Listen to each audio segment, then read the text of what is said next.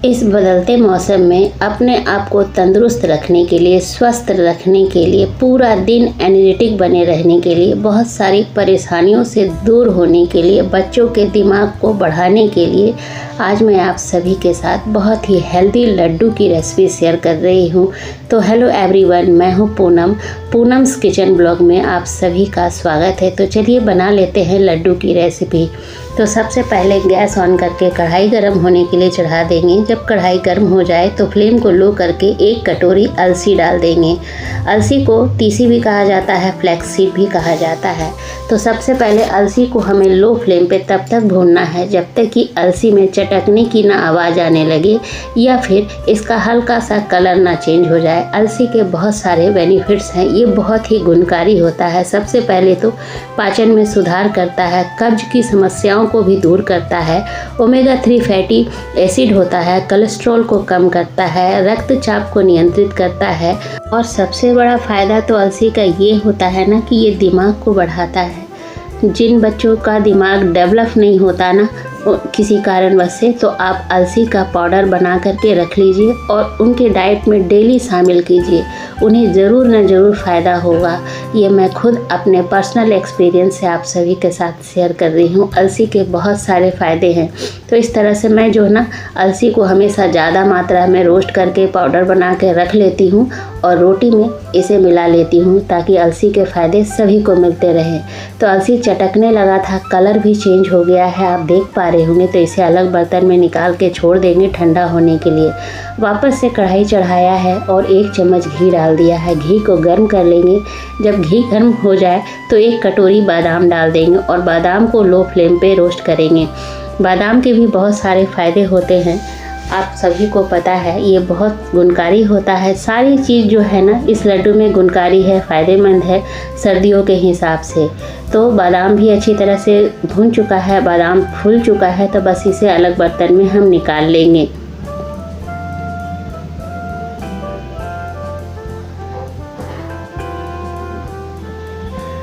वापस से बचे हुए घी में 1 कटोरी काजू डाल दे रही हूँ। काजू को भी लो फ्लेम पे रोस्ट करना है। काजू में भी अपना खुद का ऑयल होता है, इसलिए काजू भी जो है ना घी को अब्जॉर्ब बिल्कुल नहीं करेगा। बादाम में भी अपना खुद का घी होता है, मतलब ऑयल होता है, तो वो भी जो है बादाम जो है वो भी घी या तेल को अब्जॉर्ब नहीं करता है। तो यहाँ पे काजू भी रोस्ट हो चुका है, इसे हम निकाल लेंगे। बादाम और काजू की क्वांटिटी जो है ना आप अपने अकॉर्डिंग बढ़ा या घटा सकते हैं।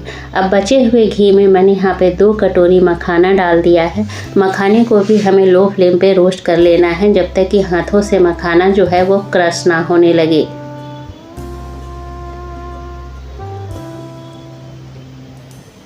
तो यहाँ पे मखाना जो है वो अच्छी तरह से भून चुका है, हाथों से क्रश हो रहा है, तो इसे भी हम निकाल लेंगे।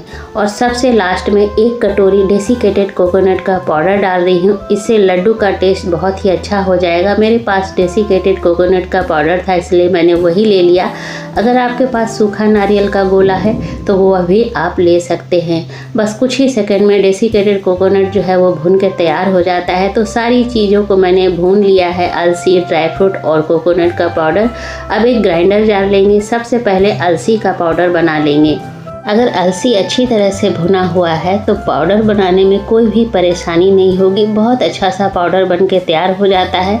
अलसी को आप ध्यान से अच्छी तरह से भूनिएगा, बिल्कुल कच्चा नहीं रहना चाहिए। कलर चेंज हो जाए और वहाँ अलसी जो है वो चटकने लगे तभी उतारिएगा। अगर अलसी कच्चा रह गया तो वो जीभ में जाके चिपकने लगता है। तो यहाँ पे पाउडर जो है हमने बहुत अच्छी तरह से बना लिया है। तो अब इसे बड़े से बर्तन में निकालेंगे, इसे साइड करेंगे, वापस से ग्राइंडर जार लेंगे और जो हमने ड्राई फ्रूट रोस्ट करके रखे हैं, भून करके रखा है, थोड़ा थोड़ा डाल करके इसे हल्का सा दरदरा करेंगे। ज़्यादा दरदरा नहीं करेंगे, हल्का सा दरदरा करेंगे। पल्स मोड पे ऑन ऑफ करते हुए हल्का सा दरदरा पीस लेना है। इस तरह से कुछ दाने बड़े भी दिख रहे होंगे, कुछ एकदम पाउडर बन गए होंगे, कुछ थोड़े से बड़े दिख रहे होंगे। इस तरह से पाउडर बना लीजिएगा, इससे लड्डू का टेस्ट बहुत ही अच्छा आता है। कुछ बड़े टुकड़े रहे या खाने में क्रंचीनेस हो जाता है लड्डू में। तो यहाँ पे सेकंड बैच भी मैंने पीस लिया है अच्छी तरह से। अब यहाँ पे जो हमने नारियल का पाउडर भून करके रखा था उसमें भी डाल देंगे। सारी चीज़ों को अच्छी तरह से मिक्स कर लेंगे।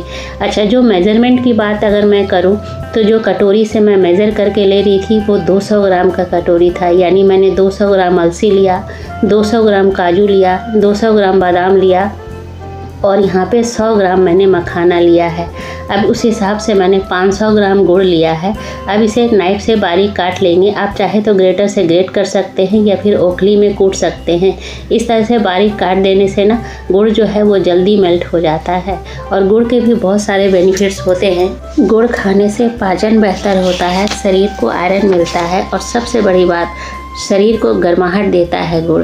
तो गुड़ मैंने चॉप कर लिया है। इधर कढ़ाई में जिस कटोरी से मैंने अलसी लिया था उसी कटोरी से आधा कटोरी घी लिया है। ये जो लड्डू है घी में ही बनाइएगा, बहुत ही अच्छा लगता है घी में लड्डू बनाने से। और गुड़ जो हमने बारीक चॉप करके रखा था उसको डाल देंगे और यहाँ पे फ्लेम को लो टू मीडियम रखेंगे, लगातार चलाते रहेंगे। बस कुछ ही मिनट में बहुत ज़्यादा बोल रही हूँ, कुछ ही सेकंड में गुड़ जो है वो मेल्ट हो जाएगा। जब गुड़ मेल्ट हो जाए तो यहाँ पे मैंने 2 चम्मच किशमिश डाल दिया है। किशमिश भी थोड़ा भुन जाएगा गुड़ के साथ, उसकी भी नमी ख़त्म हो जाएगी और नमी ख़त्म होने के लिए ही हमने सारे ड्राई फ्रूट को रोस्ट किया है। अगर ड्राई फ्रूट में नमी होगी तो लड्डू जो है वो ज़्यादा दिन तक नहीं टिकता है। इस तरह से ड्राई फ्रूट से को रोस्ट करके बनाइए तो नमी ख़त्म हो जाता है और लड्डू जो है महीनों ख़राब नहीं होता है। तो 3 इलायची भी मैंने ताज़ा कूट करके डाल दिया है ताकि इलायची का फ्लेवर भी अच्छा आ जाए। तो यहाँ पे गुड़ को मैं चलाते रही हूँ। किशमिश डालने के बाद भी 2 मिनट तक भुना है। तो सारी चीज़ तैयार हो गई है। तो ड्राई फ्रूट वाले मिश्रण में हमें गुड़ को डाल देना है। यहाँ पे गुड़ को डालने के बाद हमें हाथ नहीं लगाना है क्योंकि गुड़ अभी काफ़ी ज़्यादा गर्म है, तो चम्मच से मिला लीजिए। हाथ लगाने की गलती बिल्कुल मत कीजिएगा। तो इस तरह से आप सेहतमंद लड्डू सर्दियों में बना करके स्टोर कर लीजिए और डेली एक सुबह ब्रश करने के बाद एक लड्डू को खाइए। आप पूरा दिन एनर्जेटिक बने रहेंगे क्योंकि घर का काम करते करते हमें भी बहुत ज़्यादा थकावट हो जाती है, बहुत कमज़ोरी महसूस होने लगती है। तो ऐसे में जो ये लड्डू है, सुबह का एक खाया हुआ लड्डू आपको बहुत फ़ायदेमंद करेगा। तो इस तरह से लड्डू बना करके स्टोर कर लीजिए। पूरी सर्दी आप एक एक लड्डू सुबह ब्रश करने के बाद खाइए। तो यहाँ पे मिश्रण जो है वो ठंडा हो गया था, तो मैंने यहाँ पे थोड़ा सा पोर्शन लिया और इस तरह से हाथों से बांध लिया। तो एक लड्डू बनके हमारा तैयार हो गया है। बाकी सारी चीज़ों को भी इसी तरह से बांध लेंगे। लड्डू का जो साइज़ है वो आप अपने हिसाब से एडजस्ट कीजिएगा, छोटा बड़ा या मीडियम साइज़ जैसा भी आप रखना चाहते हैं।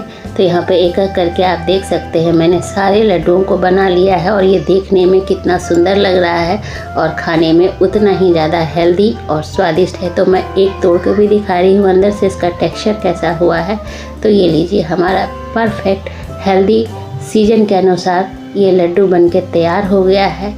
तो उम्मीद करती हूँ आज की ये जो रेसिपी है आप सभी को पसंद आई होगी। पसंद आए तो लाइक शेयर कीजिएगा। चैनल पर नए होंगे तो प्लीज़ चैनल को सब्सक्राइब कर लीजिएगा। बेल आइकन को भी प्रेस कर दीजिएगा ताकि आने वाली वीडियो की नोटिफिकेशन आपको सबसे पहले मिले। मिलती हूँ अगले रेसिपी में, तब तक के लिए टेक केयर, बाय बाय।